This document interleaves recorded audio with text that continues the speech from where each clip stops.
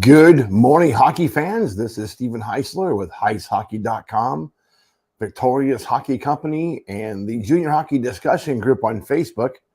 Today is Tuesday, January 17th. We are the Junior Hockey Morning Show. We're on the World Sports Broadcasting Network, WSBN.TV, Facebook, Twitter, YouTube, and more. We are recuperating from our trip to Michigan and back. Tomas and I moved quickly on Friday afternoon from, I think we left about 4 o'clock. And we bolted up to Cincinnati, had a interesting breakfast with Michael Moore. Interesting being, what's that thing they fed us? What kind of meat was that called? I didn't know you could make your own breakfast food. It was a scrapple and something else that was very interesting. There's the word I'm going to use. Interesting. The chili. Okay, I get it. People in Ohio like their chili. That's all right. But it was a good experience seeing Michael there. We did manage to get into Ann Arbor on time for the Team Alaska 18 game against the Philadelphia Hockey Club. Saw Adam Bartholomew. Who else did we see? A bunch of folks. Excellent time up there in Ann Arbor. Game on Sunday was at 9 a.m. By 11, we hit Tim Hortons. Had to go to Tim Hortons. How do you go up to Michigan or anywhere near Tim Hortons without stopping? Mandatory stopping, if anybody's involved in hockey, is to go to Tim Hortons. All right, the coffee's okay. I don't know what happened. Maybe Daisy has completely spoiled us with coffee.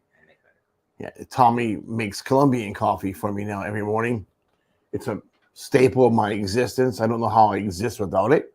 I wouldn't be here at 9 a.m. for you, all of you, without the grand taste of Colombian coffee. There you go. All right, today's show topic, if you read the HeisHockey.com article, fighting's realistic solution. Let's get into the USHL scores from last night. No games are played. Will Smith was named player of the game with 2 goals and helped Team Blue to a 6-3 victory over Team White at the 2023 BioSteel All-American game at USA Hockey Arena in Plymouth. Excellent. NAHL scores from last night. Odessa was beaten at Lone Star 2-1. The North American Hockey League announced the divisional Stars of the Week. The Stars of the Week is a weekly feature during the 22-23 season that honors the top-performing players in each of the 4 NAHL divisions. Central Division, Gavin Morrissey, forward, Austin Bruins. East Division, oh, come on. They're killing me, Tommy. Alec Rajan Sharp, goaltender, Johnstown Tomahawks. Midwest Division, easier one. Caden Hargraves, goaltender, Fairbanks Ice Dogs. South Division, Brendan Williams, forward, Oklahoma Warriors. Now the top. Last week at USA Hockey's winter meetings here in Orlando, up in Canada, conversations and discussions about fighting rules have escalated again, oftentimes bringing the subject into mainstream media. I get it. People don't like violence. Then why watch football? Boxing, MMA. It's a sport. It's what we do. Let's look at the big picture here. Should we force every player in the game to utilize a full face mask at all levels? No. Are missing teeth, stitches, eye injuries, and broken facial bones any less important than head injuries that result from fighting? No. These injuries happen from high sticks, pucks, and elbows. Every day, every week, we hear about these kind of injuries. Should we dull all skates to reduce the risk of severe cuts? There have been many incidents when a player was severely cut by a skate blade. So we should make sure that they are dull in order to reduce that risk. Sounds ridiculous, doesn't it? But where will all these demands stop? Brain injuries are at the forefront of these discussions and coming up with reasonable ways to prevent them for player safety should always be our focus. Let's be real here. USA Hockey has turned itself into less of a governing body and more of an insurance company. The main goal is reducing risk, not necessarily doing what's best for the game. That problem is now across both Canada and the United States. The fundamentals of the games cannot change. Skating, stick handling, passing, shooting, checking, and most important, respect for the game. Should we make changes to the fighting rules? Absolutely. At which levels and exactly what changes? Those are the million-dollar questions. But the elimination of fighting altogether, is that really the best solution? I want to see some hard facts. What is the real number of concussions that occur from fighting? What can we do to make sure we eliminate unnecessary injuries that result from fighting? What about making sure that linesmen step in before the traditional takedown occurs? Makes sense? Doing so would prevent much of the risk associated with a player's head bouncing off the ice. Solution, simple. What if we stop the fight immediately if one player's helmet comes off, or give game suspensions to players who fight more than once in the game? Simple enough. There are solutions out there other than saying just eliminate the fighting element from the game. Everyone has an opinion, and everyone is passionate about what is important to them. So we tend to look for extremes instead of reasonable solutions.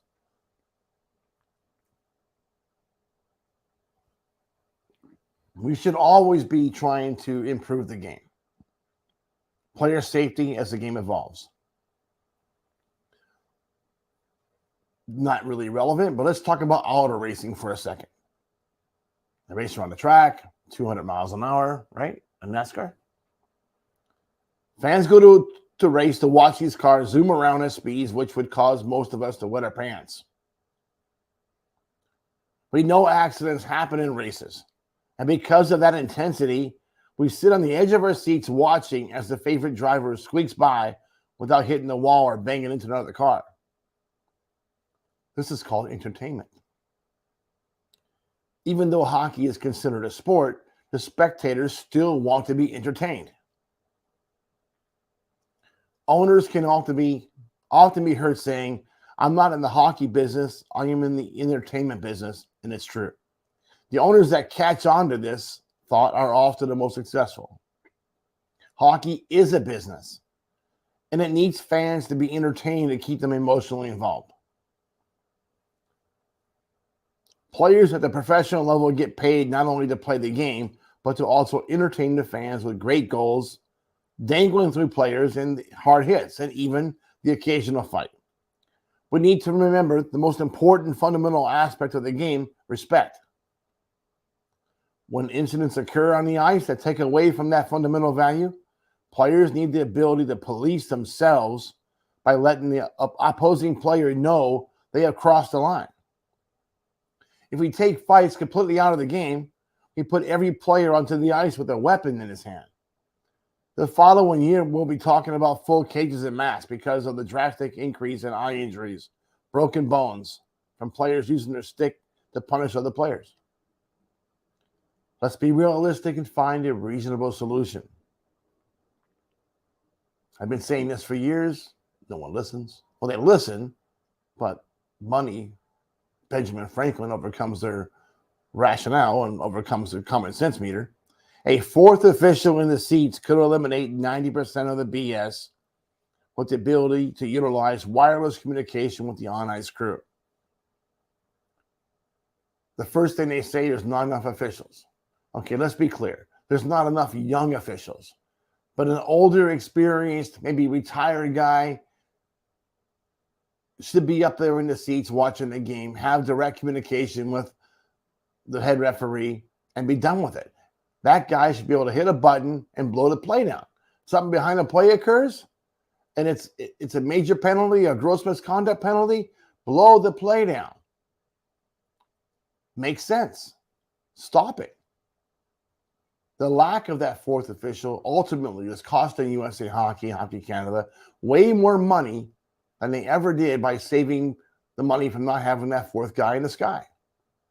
Video replays are also a good possibility. That should be incorporated with it. A fourth official in the seats could eliminate 90% of the BS with the ability to utilize wireless communication with the on-ice crew. That makes complete sense. Considering that most fights occur because of an unknown whistle, the fourth official will be instrumental in reducing the number of instances. Line brawls would instantly be eliminated when automatic suspensions for both coaches are put into place with 3 or more fights occurring at one time. Simple solution. More than 3 fights, coach sits 5 games. It's amazing how fast that's going to stop.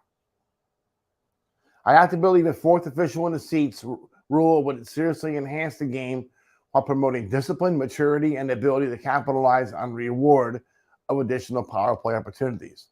The line brawl rule would eliminate 80% or more of those incidents as well. Yes, sensible ideas that make much more sense than simply trying to eliminate the core element of the game is the way to go. So why are we not doing it? Again, money plays into it. But the game is going to lose a lot more money than it's ever going to gain by eliminating fighting altogether or making penalties crazier. We're seeing that right now within the North American Hockey League. Unfair suspensions of coaches. Each situation should be dealt with individually and not collectively. What's good for one coach should be good for all the coaches. A verbal assault or a verbal argument or an altercation in the tunnel does not warrant a 25-game suspension. That is crazy. They're talking about a coach's career here. But do you guys really care? If a referee has a certain agenda or a dislike for a coach, he's going to carry that over to later on. When a referee disrespects a coach on the ice during a game in front of his team, coach is going to be pretty hot. That's inevitable. You're going to get a reaction. Did he throw a water bottle at him? Nope. Did he toss sticks on the ice at him? No. 25 games. Ludicrous. It should be equal across the board. But at the same time, we shouldn't let young, inexperienced referees impact a season and a team so much that we even consider a 25-game suspension. How about just a big fine? And then also, why not have both coaches file reports after the game? If there's a major penalty, a gross misconduct, then both coaches should be able to or forced to say something about what happened. Look at coaches don't want to see other coaches go down for 25 games. That's going to kill the league. How do you ask for $1 million price tag or on a new team and then do that to a coach? All previous instances. Listen, bench penalties are one thing. This behavior is another. Yes, coaches get hot. I get it. When you see your players get injured, it's you want to protect those kids. You want to take care of those kids. And the best way to do it is to vent against the referee that's missing calls left and right. So I understand the frustration. And the frustration with these young guys out there in stripes is real. I understand we need more talented referees. The referees that the NAHL are getting tossed up to the USHL very quickly, and they're going up to higher levels of play. There's a massive shortage.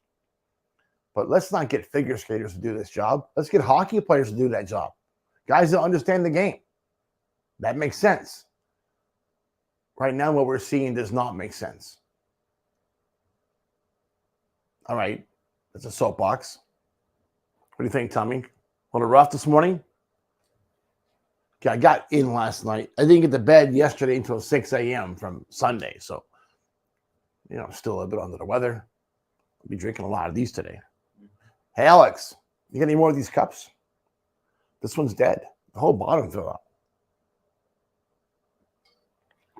We went to the showcase in Blaine. What was it, like 3 years ago? Mhm. Best partying gift ever was that coffee cup. That was good. Had a good time up there. Found a good taqueria in Blaine. We will be going back. That's it for today, folks. This is Stephen Heisler with HeisHockey.com with the Junior Hockey Morning Show. Until tomorrow, we hope